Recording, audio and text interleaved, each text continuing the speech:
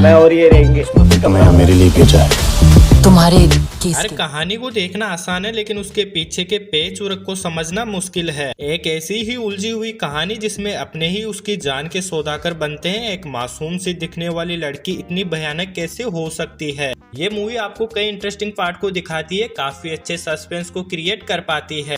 तो एक बार फिर से हम 2024 की उन 5 बड़ी फिल्मों के बारे में बात करने वाले हैं जो कि रिसेंटली टाइम में ही रिलीज हुई है। दरवाजा खोलो,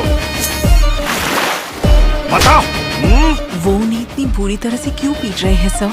इस लिस्ट में हमारे नंबर 5 पे जो मूवी आती है उसका नाम होने वाला है सरिपोड़ा शनिवारम, जिसे IMDb ने 7.1 की रेटिंग दी थी।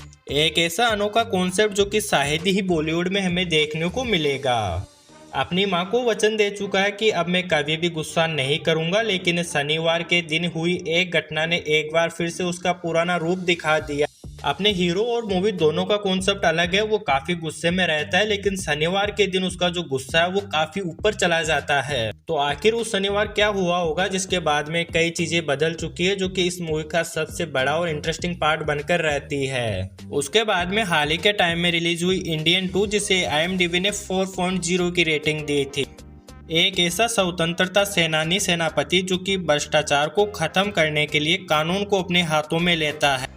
उसका एक ही मकसद बन चुका है, देश के उन पॉलिटिशियन को सबक सिखाना है जो कि देश को लूट रहे होते हैं। जहां पर कुछ ऐसी घटनाएं भी वो कर देता है जिसके बाद में लोग उसके विरोध में जाते हैं, कुछ लोग उसके साथ खड़े होते हैं, जो कि कहीं ना कहीं इसको काफी इंटरेस्टिंग बनाता है। उसके बाद में हमारे अगले नंबर पर आती है गन्स ऑफ गोदावरी, जिसे IMDb ने 5.0 की रेटिंग दी थी। कहानी गोदावरी नदी के किनारे बसे हुए एक छोटे से गांव से शुरू होती है, जहां पर सत्ता में आने के बाद में वो सब कुछ हो रहा है जो कि वहां पर नहीं होना चाहिए था। गांव वालों पर लगातार अत्याचार हो रहे हैं। उनकी रक्षा करने वाला ही उनकी मौत का सौदागर बन चुका है, जो कि पॉलिटिशियन के नाम से जाना जाता है, जो कि इस कहानी को भी काफी इंटरेस्टिंग बनाकर गया है। कहानी में पॉलिटिशियन का तड़का देखने को मिलेगा, जो कि एक रूरल एरिया को दिखाती है कि गाँव वालों पर किस तरीके से अत्याचार किए जाते हैं। उसके बाद में हमारे नंबर 2 पे आती है अर्नामनाई फोर्ट, जिसे IMDb ने 5.1 की रेटिंग दी थी।